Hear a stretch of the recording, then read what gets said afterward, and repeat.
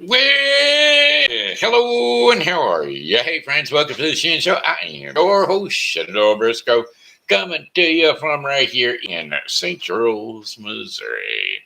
Hey, that being said, I got one birthday shout out going out today. Maridalia, Maridalia, Polanco. So, without further ado, Maridalia, here is birthday song for you. Hey, Maridalia. Hold on just a second. I'm going to get this right. Wake up. Read that. Go to sleep. Maridalia. All right, here we go. Maridalia Polanco. Without here further ado, here's your birthday. Hey, Maridalia. Hey, I heard it's your birthday today. So happy birthday, I'm saying. You're 1 more year older today, so a happy birthday to you, I say. Hey, Maridalia. Hey, I heard it's your birthday today. So happy birthday, I must say. That's another trip around the sun that you made. So a happy birthday to you, I say. I said a happy birthday to you today. Hey, hey, hey. Happy birthday to you, Maridalia. Here's your shout out from the Shen Show. Alrighty, well, already then. Hey, I hope you really enjoy your birthday today because, well, hey, it's your special day, okay? Alrighty then. Hey, I got my Pokey pal out there, Amanda S. Little, and I guess I must have offended a lot of people because I ain't got no likes, no lovers, no friends of the Shin Show. I don't know what's going on. Don't know what I've said wrong, but hey, I guess it's getting repetitive. We sing the same old songs because, well, I try to do it, but I just can't get along. Uh, Singing the same old songs like a rhinestone cowboy. Let's do a weather forecast for the St. Charles viewing area. That would be those folks that live here in St. Charles or that want to live here in St. Charles, or the folks that live around the area might want to know what the temperature is going to be like or what the weather is going to be like today. And well, we're going to give it to you right here. Oh, right now. Whoops, I went too far. It's going to give you a 5-day forecast starting with today, but I didn't. All right, here we go. Whoops, done it to me again. Boy, I tell you, this probably ought to do some pre-show setup, huh? All righty. Oh, one, two, three, four, and a five. All right, here we go. Today has a mixture of clouds and sunshine. High temperatures around 69 degrees Fahrenheit with winds southwest at 10 to 20 miles per hour. Cloudy skies overnight with skies slight chances of rain showers and low temperatures of 46 degrees Fahrenheit. Winds are going to be south to southwest at 5 to 10 miles per hour. And then for Tuesday, March, we're going to jump all the way back to March from November to March. March the 15th, 2022. Considerable cloudiness early and then some decreasing clouds in the late afternoon.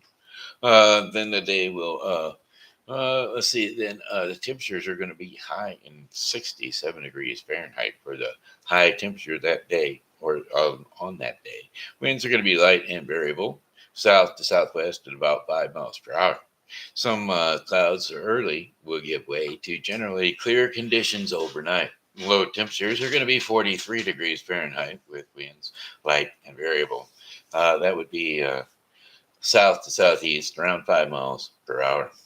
And then for Wednesday, March the 16th, sunny skies along with a few afternoon clouds. High temperatures of 72 degrees Fahrenheit with winds south at 10 to 15 miles per hour.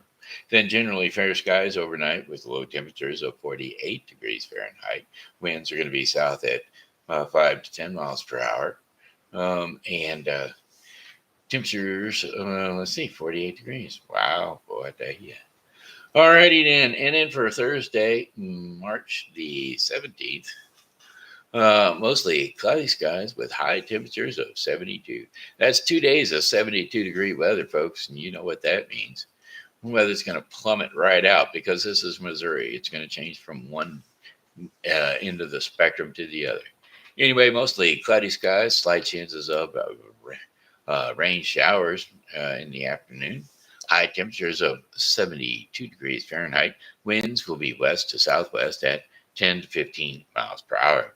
Showers early, becoming a steady rain late at night. Low temperatures with 46 degrees Fahrenheit. Winds will be north to northeast at 10 to 15 miles per hour. Chances of rain 90%, with rainfall near a quarter of an inch, and that'll be Thursday. Look forward to that rain on Thursday. And then for Friday, March the 18th, a steady rain in the morning with showers continuing in the afternoon. High temperatures around 50 degrees Fahrenheit. Like I said, from 72 dropping down to 50. Winds will be north and northwest at 10 to 20 miles per hour with a chance of rain 100%, near rainfall near a quarter of an inch. Now, a few clouds from time to time overnight with low temperatures around 34 degrees Fahrenheit, winds northwest at 10 to 15 miles per hour. And then our fifth and final day of our 5 day forecast, Saturday, March the 19th. Partly cloudy skies with high temperatures of 61 degrees Fahrenheit. Winds will be west at 5 to 10 miles per hour. And a low clouds, a few of them rolling in overnight with low temperatures of 41 degrees Fahrenheit. That's going to be winds south at 5 to 10 miles per hour. And that, my friends, is your 5 day forecast for the St. Charles viewing area. I'd like to thank our sponsors, the Refreshing Word Fellowship Church, for presenting our weather report today. Refreshing Word Fellowship Church is a non denominational Christian church located at 2054 Campus Drive here in St. Charles, Missouri, right straight across the street from Greener's Pub.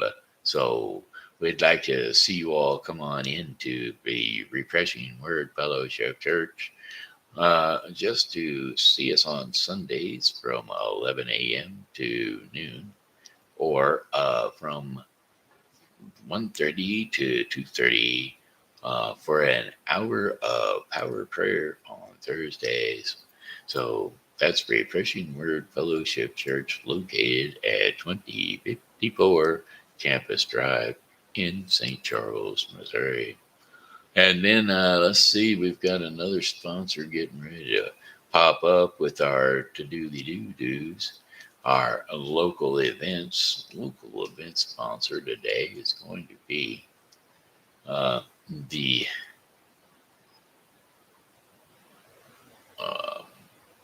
seasonal wreaths. That's them. Seasonal wreaths by Jamie. That's right. Seasonal wreaths by Jamie is a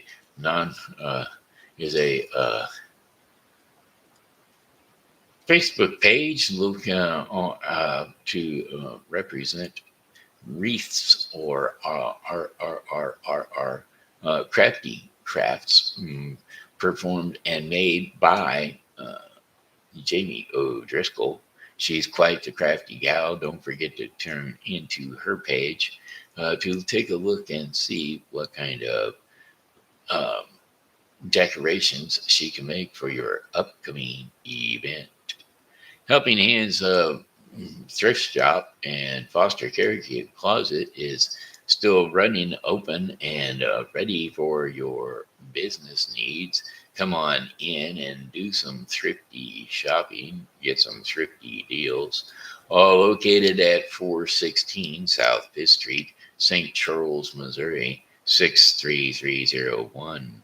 Phone number is 636 493 1034. That's right. If you are a senior wait till tomorrow because they have 10% Tuesdays for your shopping needs. That's right. Not only do they assist with foster care children, they also are open for shopping free of charge for abused women and children. So don't forget that's Helping Hands Thrift Shop and Foster Care Closet, 416 South Main Street. All right, here we go with that event. We only got one, two sponsors, one event, and that would be the parade getting ready to happen down here on the 14th. I mean, on the 17th. That's Wednesday, this Wednesday coming up. Actually, it's the day after Wednesday, on Thursday. That's right. Yeah, Thursday. Down on Main Street here in St. Charles, Missouri. Well, come on down, 4 p.m. That's when they're going to have it because it's Wednesday. Give people a chance to get off of work or whatever. Come on down here for Wednesday, St. Patrick's Day Parade, which will be running Main Street, South Main Street, that is, up to the middle of First Capitol and then turning left and going down towards the riverfront. That's right. So they will start out from the uh, the Boundary Art Museum, the local ACF Boundary Art Museum, and they will head down Main Street and around the corner at First Capitol. Don't forget to patronize the St. Patrick's Day Parade. It is a Harbernese. That's right, the ancient order of the Harbernese, St. Charles Division, in cooperation with the local businesses on Main Street. Proceeds will be donated to charities of the like. And so there you have it. Those are the events going on here in St. Charles, Missouri. Anything else, Bree? I will peruse down the page and see if we've got anything else that we might like. The St. Charles County Orchestra will be performing at the um, Dardine Presbyterian Church at 7400 Outer Road, 364. And that'll be in Dardine Prairie, Missouri, 63368. It'll be free from at 2:00 p.m. April the 3rd, which will be April. Why, that's next month. I believe April the 3rd is a Sunday. Yeah, it'll be a Sunday at 2 p.m. So don't forget to get over there to the Presbyterian Church out there on Dardine Road, 7400 Outer Road, 364, Dardine Prairie, Missouri. St. Charles County Symphony Orchestra will be playing symphony music. They will present an afternoon of music. Concert is free.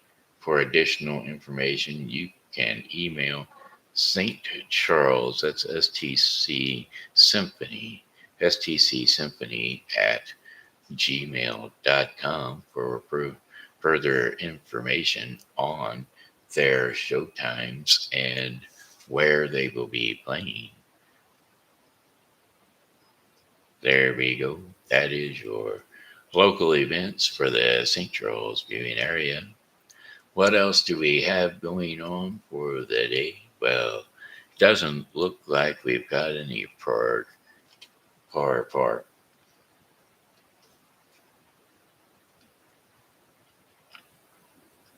participants that are showing up on the show.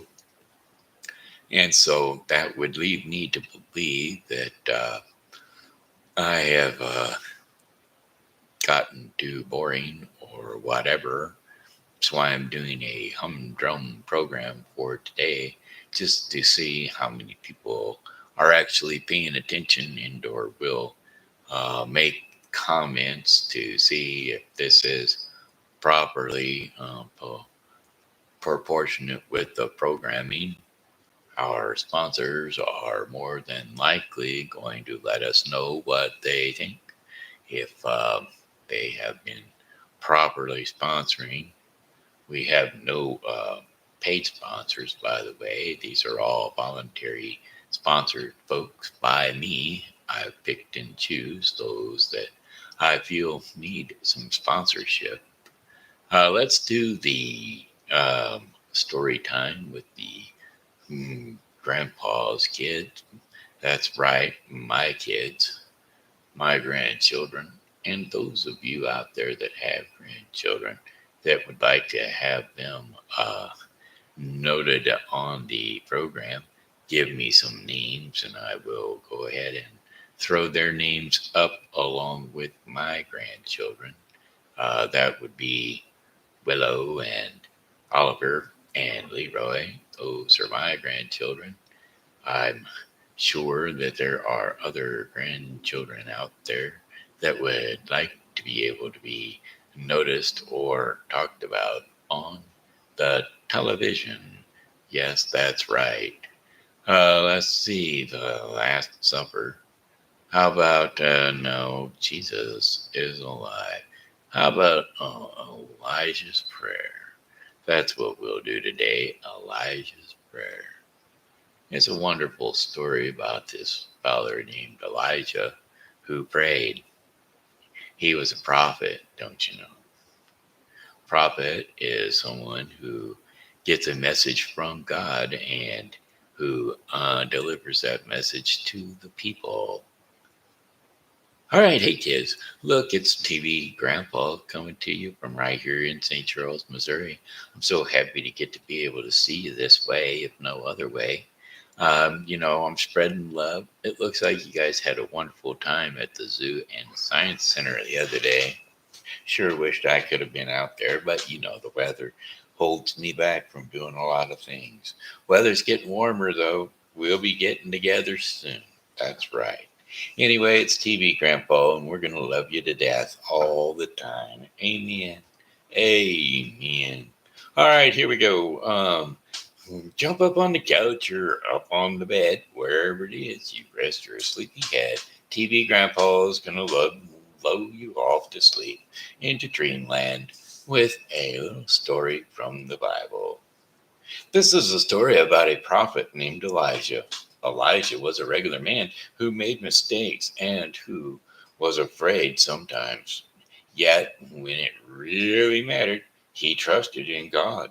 Elijah did many things, and they were amazing things with God's help. And God did amazing things through Elijah. Well, a few things you should know before we get started. I just done Elijah the other day. I wish, go to sleep. I wish this thing would let me know the ones I've done before. We're going to do the story of Esther instead. How's that get you? Okay, we're going to do Esther because we haven't done Esther for a while. And well, that's the one we're going to do today. We're not going to do Elijah. We just done Elijah. Please don't make me go, begged Esther. That would be the young girl, beautiful young girl, who is a Jewish girl, and she is going to have to pretend to be something other than Jewish. Here we go. Ready? Please don't make me go, begged Esther. You must, Esther. Every girl in the kingdom is to enter by order of the king. Now, her cousin, Maridalia, explained Esther's parents had died when she was young, and he had raised her ever since. Mordecai. Her cousin Mordecai explained Esther's parents had died when she was young, and he had raised her ever since. Well, Esther crossed her arms and said, I am happy being where I am. I certainly don't want to be a queen. Besides, I am Jewish, and the king isn't. Well, there are lots of Persian girls entering the beauty contest. That doesn't, they don't need me. Well, you have to enter, and that is final. Besides, there are so many girls are entering. You likely won't even be chosen anyway, Mordecai assured her. And when you go, I don't want to hear about you pouting. I know of what a lovely person you are, and I want you to make sure you stay that way. Well, the girl smiled and hugged the old man, and unable to refuse him for long. And all right, Mordecai, for you, I will go cheerfully. Well, Mordecai smiled gratefully and then frowned slightly. Esther, wait. There is one thing left that you must promise me. Yes, Esther said, somewhat concerned by the serious look on Mordecai's face. You must not let anyone know that you are a Jew. Do not under. Do you understand? She nodded sadly. Yes, I understand. Well, when Esther was falling asleep that night, she began to think about what it would be like at the palace. She'd have to spend an entire year there, away from her family and friends, before the king would even choose his new bride. Ah, well, she thought, at least I'll get to return home after that.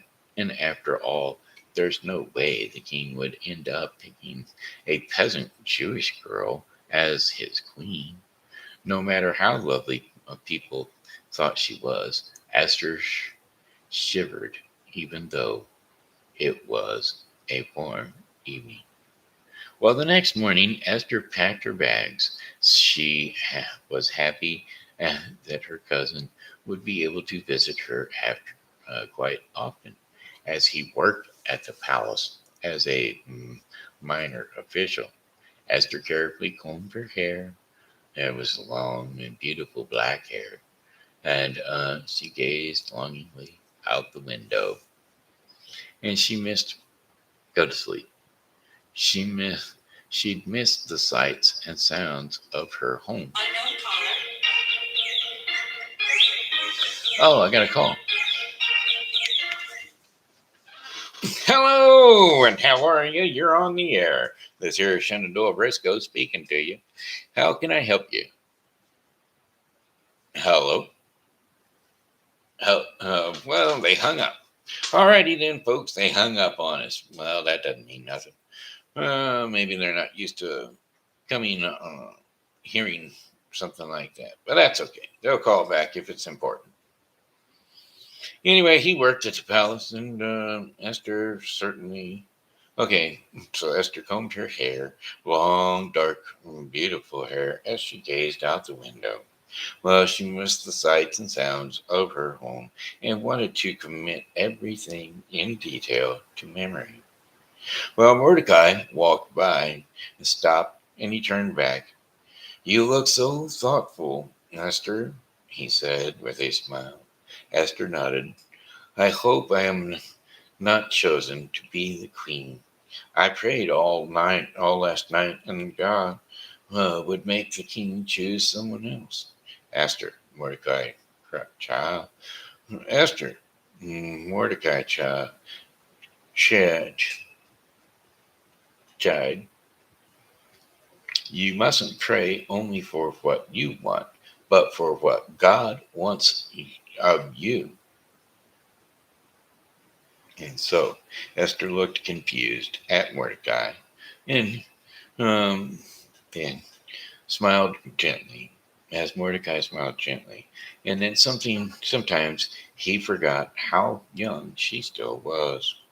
What I mean is, he began again, that God may not always give us what we want, but he does provide us everything we need. You can't just ask for what you want when all the time, because it might not be what God wants. So you must ask for what God wants. Esther thought a second and responded slowly. But I don't know what God wants. How can I pray for something I don't know how? Mordecai said, well, you could simply pray, God, I want whatever you want. I put my trust in you. Do you understand? Well, I think so. Does that mean instead of saying, God, please don't let the king choose me for his queen, I am to say, God, if you want me to be queen, then I will be happy with your decision. Please help me do my best to be a good one? Esther asked.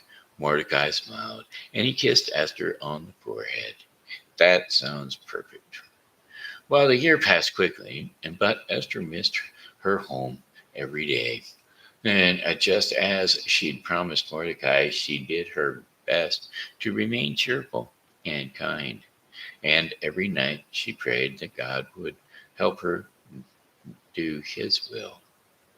Well, Esther didn't like the way some of the other girls teased each other and tried to be kind to everyone she met.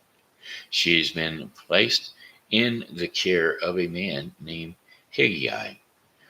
Because of her gentle nature, Esther became friends with him quite quickly. Haggai placed Esther and her servants in the best room in the palace and brought her small gifts. 12 months passed, and it was time for Esther to go see the king. As Haggai led the beautiful girl to the king's palace, people stopped to stare at Esther's gentle beauty. Well, Esther, do not be afraid of the king, Haggai said to her as they neared the throne room. When they had reached the throne room, Esther took a deep breath and knelt before King Ezra's door. Dear God, she prayed silently, give me the strength to do your will. The king gazed down at Esther. My goodness, he thought, this one is young. She's very beautiful, but I don't know. It was at that moment that Esther finished her silent prayer.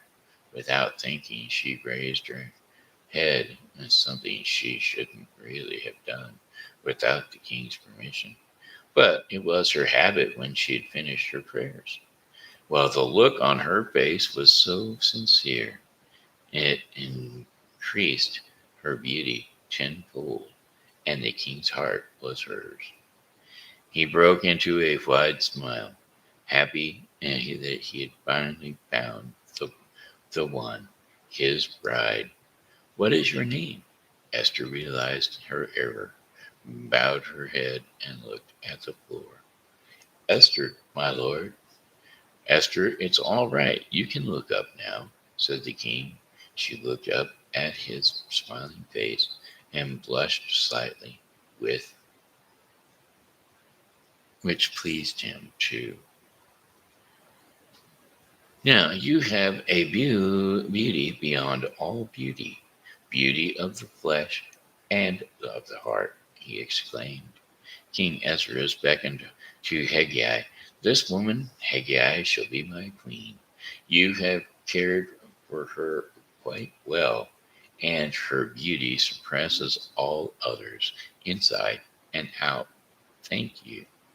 Haggai nodded and said, you are most welcome, great king. I am honored to be of your service to you.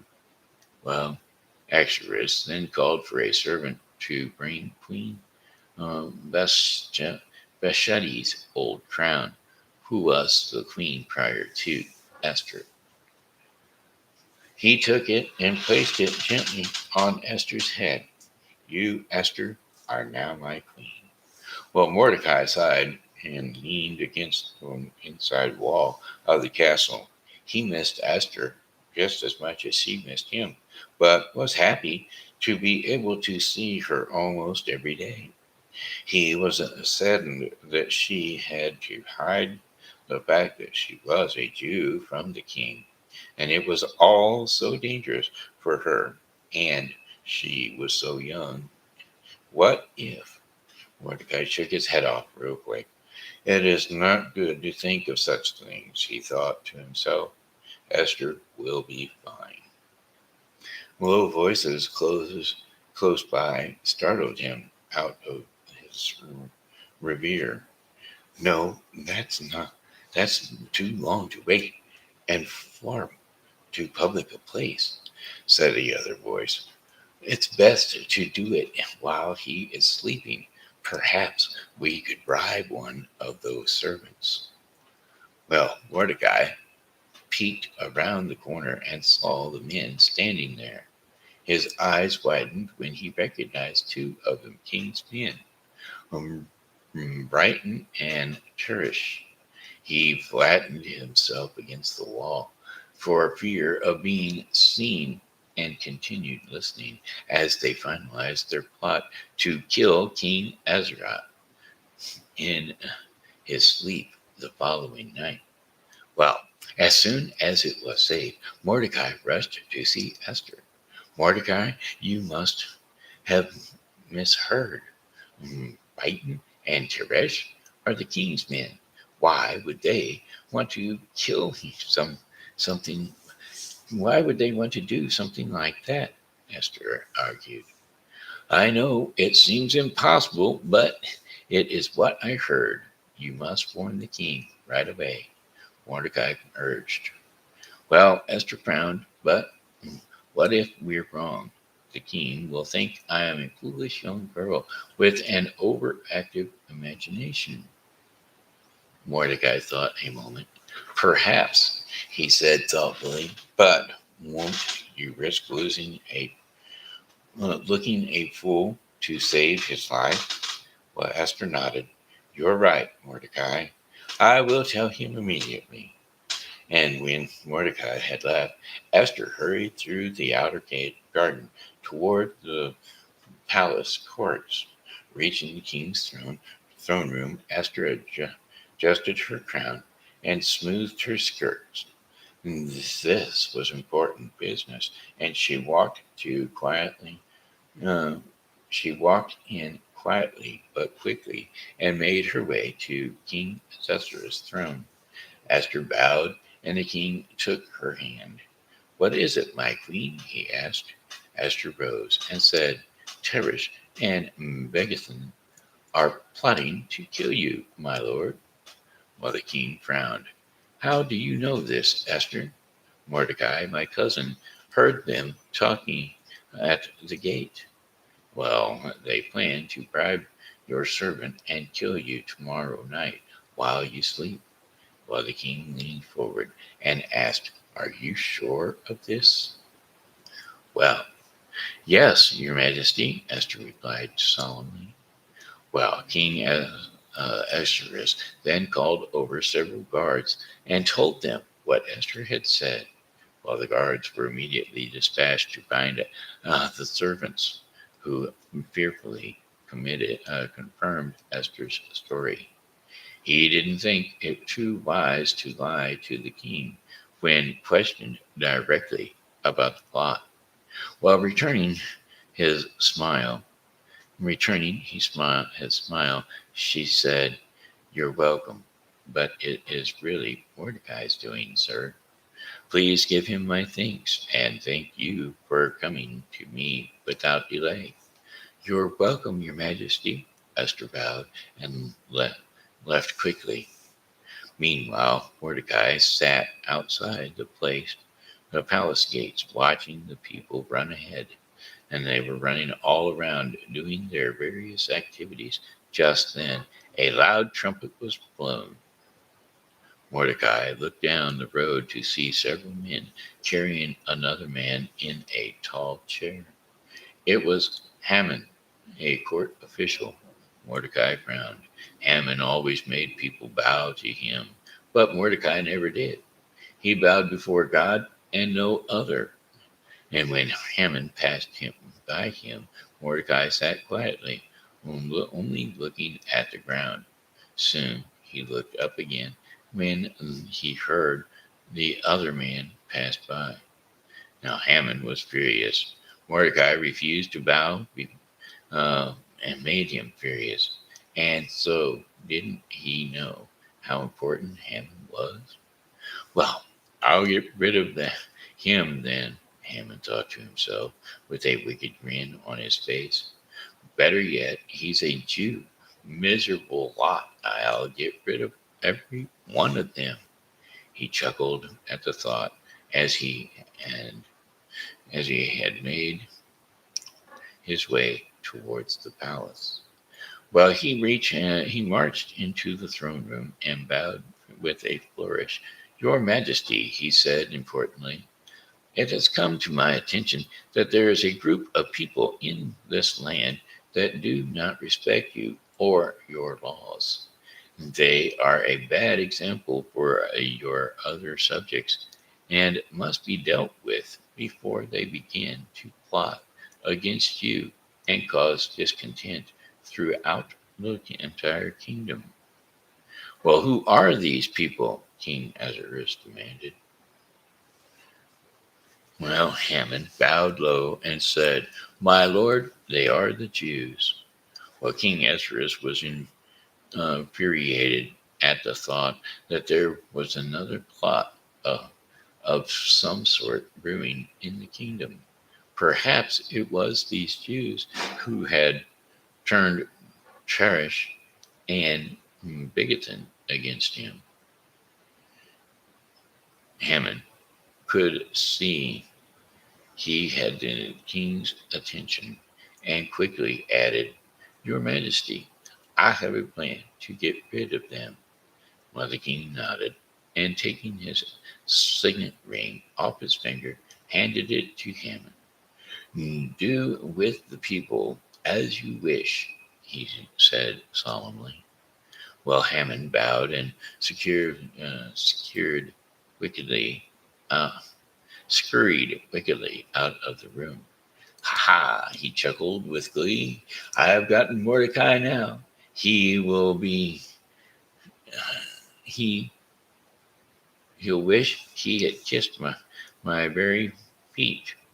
Haman immediately issued a decree that every Jew in the land would be put to death on the 13th day of the 12th month. Now, when the news reached Mordecai, he tore his clothes and he put on sackcloth and went out into the city, wailing loudly in every place to which the decree of the king had come. And there was great mourning among the Jews, with fasting, weeping, and wailing. Many lay on sackcloth and ashes. Well, Esther soon heard the mourning and the crying outside the palace, and she sent two servants to find out what was wrong. When the servants came back, they had a message from Mordecai. Well, Queen Esther, Mordecai said, the king and Ahasuerus has signed a decree that says every Jew must die on the 13th day of the 12th month, said Hatteras. And well, he wants you to go to the king and get him to change the law. Well, the other man said, well, Esther put her hands on her head and began pacing back and forth. But it's been 30 days since I was even last called by the king. If I go to his throne room without being asked to, it will be me who is put to death. Well, Esther awoke from her sleep that night with a start. Perhaps God wanted me to become queen to stop the Jews from being put to death. Why else would she be queen in the first place? And so the next morning, Esther said to her servant, "Go and tell Mordecai to get all the Jews together and fast for me." That means do not eat. And do not eat or drink for 3 days. I too will fast, and when it is done, I will go before the king, even though it may mean my death. Well, Esther leaned against the door outside the throne room and sighed heavily. This was going to be even harder than she'd thought, and she was weak from her fasting and very scared at the prospect of the king's wrath. But she pushed her hair out of her face and took a deep breath. The king looked up angrily. He hadn't invited anyone to come to his throne room that morning. And why couldn't people understand how much work it was to run a kingdom? How dare they interrupt? And why uh, he would? But he softened as soon as he saw Esther's beautiful face. He could see how scared she was, and she seemed quite a bit paler than usual. Well, a broad smile spread across the king's face. Esther almost fainted with relief when she saw the king would forgive her for her interruption. "What is it you wish, Queen Esther? Whatever you want, you will get, even if it is up to half of my kingdom," King Exodus said with a welcoming smile. Well, Esther swallowed and said in a rush, "My lord, if it pleases the king, would you and Haman come to a banquet I have prepared for you both today?" Well, King Exodus smiled wide. Why, the pretty young thing, missed him.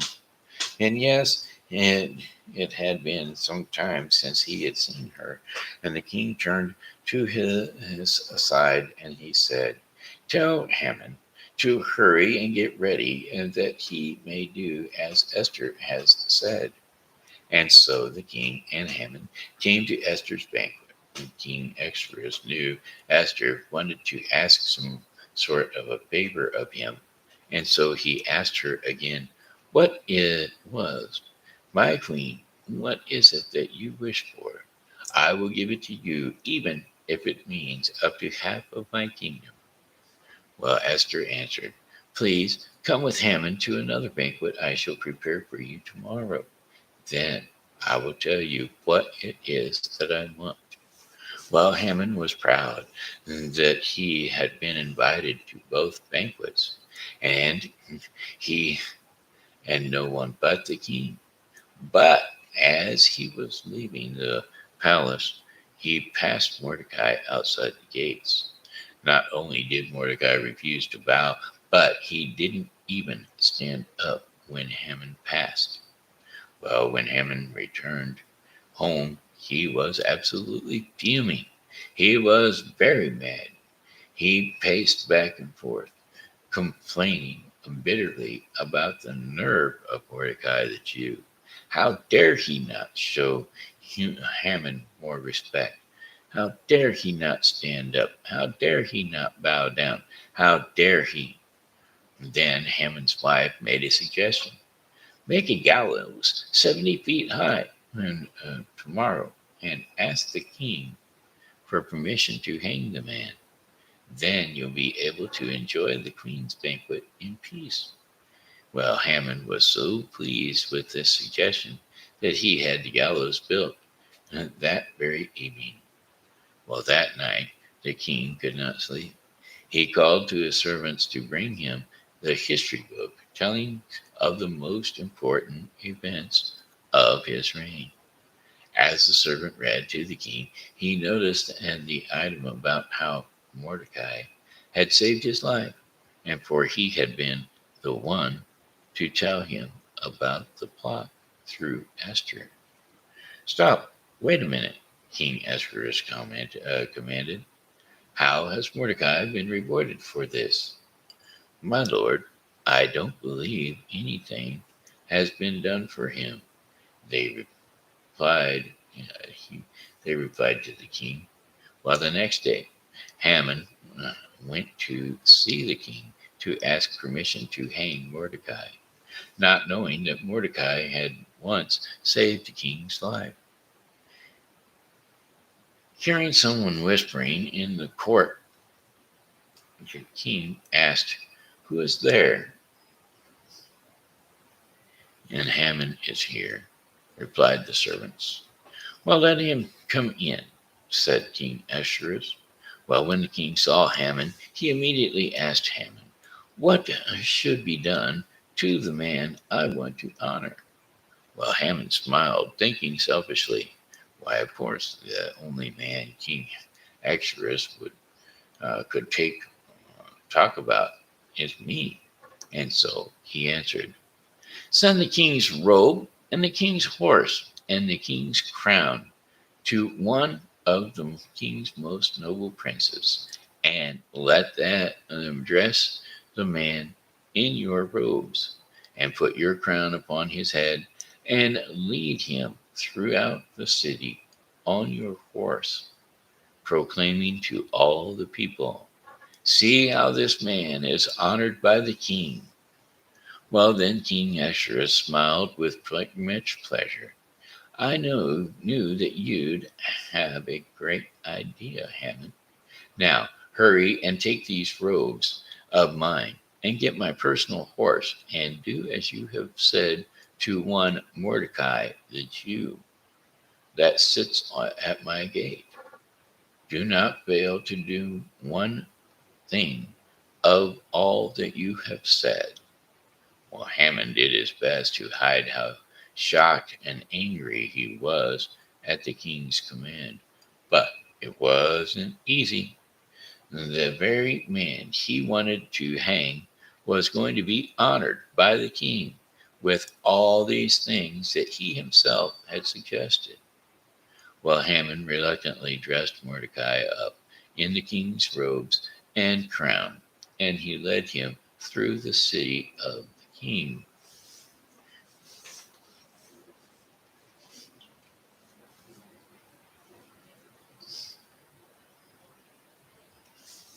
Well, of the king's personal horse, right, shouting, "This man is being honored greatly by the king." Well, afterwards, Mordecai returned to his post at the gate, and Haman hurried home in despair. He poured out the story of how the king honored Mordecai over him at his very suggestions, and he cried bitterly. His wife and his friends could do nothing to comfort him. And while they were still talking, a few of the king's messengers came to the door. "We are coming to bring Haman at once to the banquet Queen Esther has prepared." Well, Haman hastily straightened himself up and his hair, and he dared not let on that he was truly what he was truly feeling. Well, Haman met the king at the palace, and together they headed for the second banquet with Esther the queen. "What is it that you want, my queen? What is your request? Whatever it is, I will give it to you, even if you desire half of my kingdom," the king repeated when everyone had settled. "Well, if the king is so pleased with me, I request that the king will save my life and the life of all the Jews. We face death soon. I and my people are to be killed. Every one of us must die." King Ahasuerus became very angry.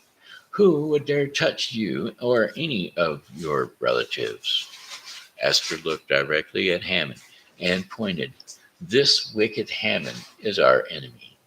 Haman was so eaten up with envy, he tried to destroy an entire people just to get to one man.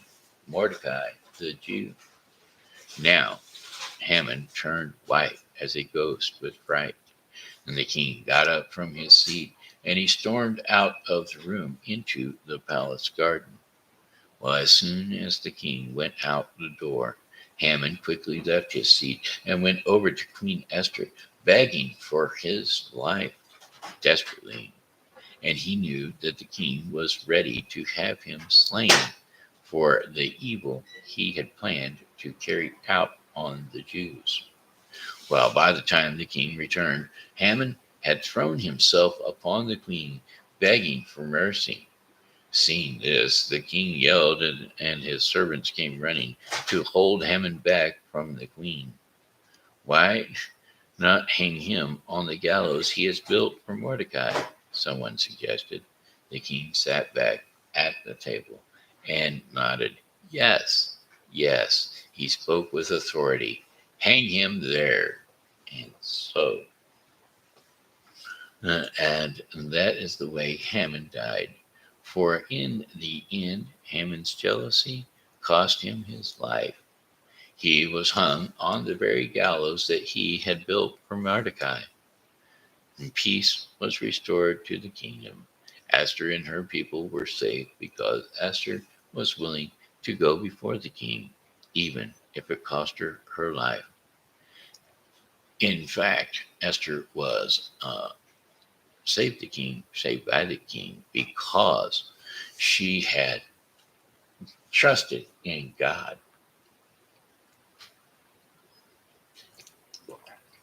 to do what he wanted. He told her she became queen, even though she didn't want to. She asked God to do his will through her, and he made her the queen so that she was in that position to where she would be able to save the whole population of um, the Jewish peoples. Alrighty, hey, that looks like that's it. Hey, I do have people out there watching. I do. I'm so happy. I got somebody off the group watching, and got a thumbs up for apparently this story, I'm hoping. And thanks for tuning in, by the way. Probably Lisa. I'm not going to say for sure, but it could be. It could be Lori also, whose phone gets messed up. Her phone gets messed up, and she can't do any kind of texting or whatever at times. So could be her also. Anyway, let's see. It looks like we're going to do the daily bread portion of the program. And the daily bread portion of the program is going to be brought to you today by the Bible with Briscoe 2022. The Bible with Briscoe 2022 is the daily reading of the Bible to be completed within 1 year. Today's reading in the Bible with Briscoe 2022 will be Deuteronomy 23 through 25 and Mark 14, 1 through 26. So don't forget to tune into the Bible with Briscoe 2022 for your daily reading of the Bible. Okay, my friends, let's see. Today's devotion in the daily bread portion of the program is called Justice and Jesus. Justice and Jesus. And today's scripture and insights will be Micah 6, 1 through 8. Micah 6, 1 through 8 is going to explain all about justice and Jesus. The Lord's case against Israel. Listen to what the Lord says. Stand up, plead my case before the mountains, and let the hills hear what you have to say. Hear, you mountains, the Lord's accusations. Listen, you everlasting foundations of the earth. For the Lord has a case all against his people, and he is lodging a charge against Israel. My people, what have I done to you? How have I burdened you? Answer me. I brought you up out of Egypt, and yet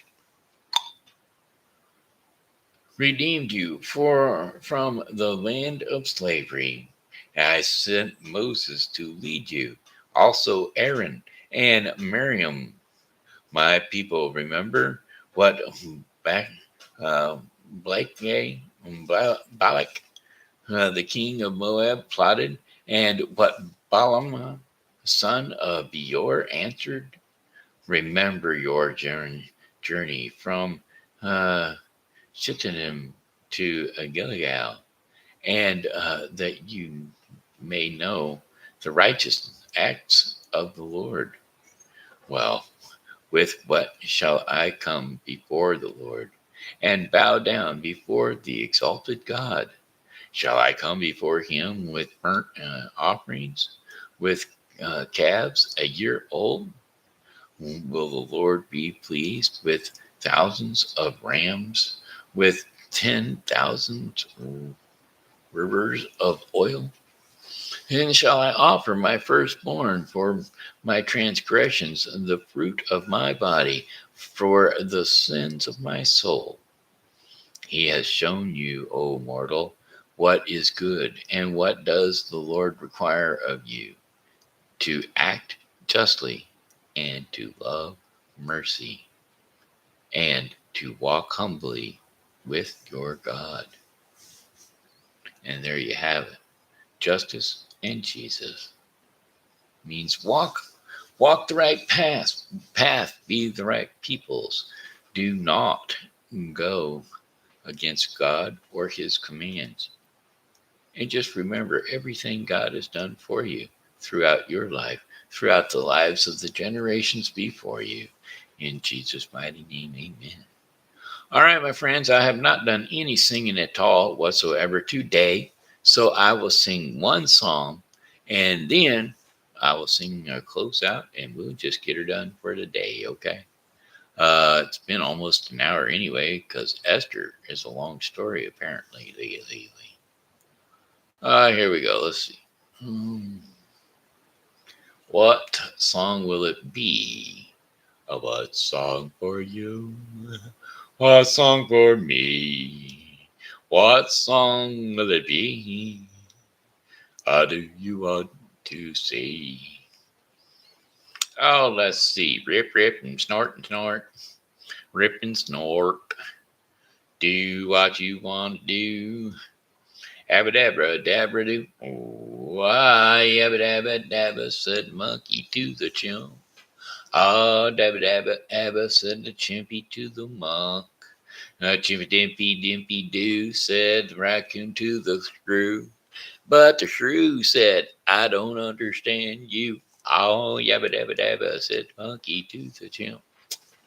That's not exactly the words they done repeat. Let's see. Let's jump on the aeroplane. I got a ticket on an aeroplane. It was a trip to the Salt Main. How about I keep thinking of one, but then I can't think of the other. Can't think of the title of it, and or bits or pieces of it. Like it's in the back, the back, way back of my mind. I can't even start to find. Oh, let's see. What is it? Don't you know? Don't you know? I've been feeling this way for so long, but I've been so strong. Let's do some Johnny Cash. How about some Johnny Cash? How about that? We'll do Johnny Cash. How's that sound? I've got something. How about Folsom Prison Blues? Song lyrics, Folsom Prison Blues.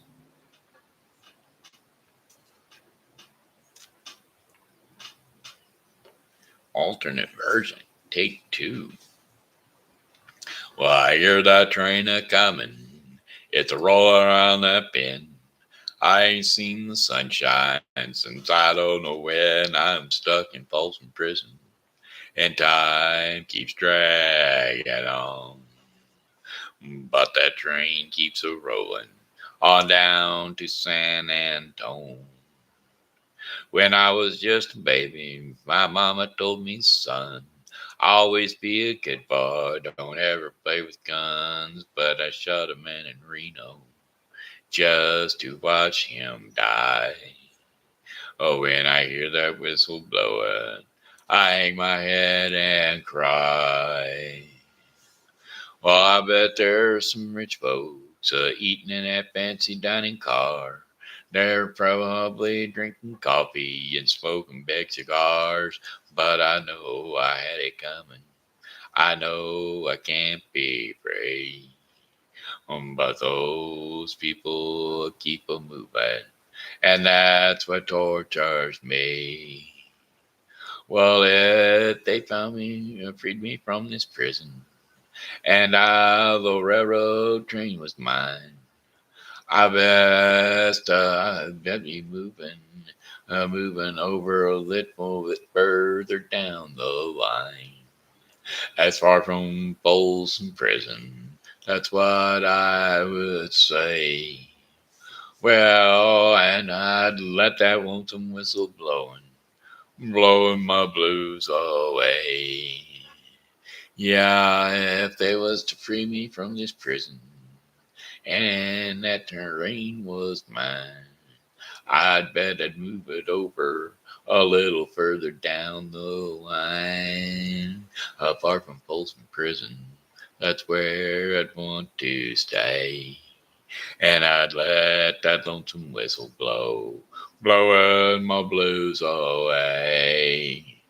Yes, I'd let that lonesome whistle blowing my blues away. I want to do one more Johnny Cash, one more Cashy John, one more Johnny Cash song, and that would be